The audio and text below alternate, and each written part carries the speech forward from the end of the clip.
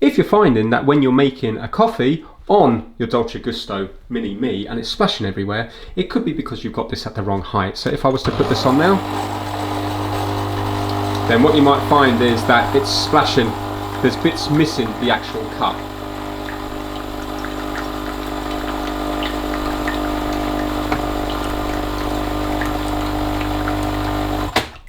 So you can see it's made a bit of a mess around the place. All we have to do is take this out, and we have different levels to put it.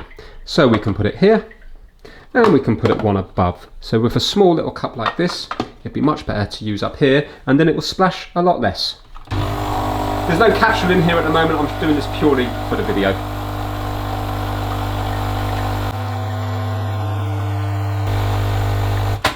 There you go, you can see that splashing was minimum when it was at the top there. So that's it, we've got 3 different levels to put it to. 1, 2, 3. Thanks for watching.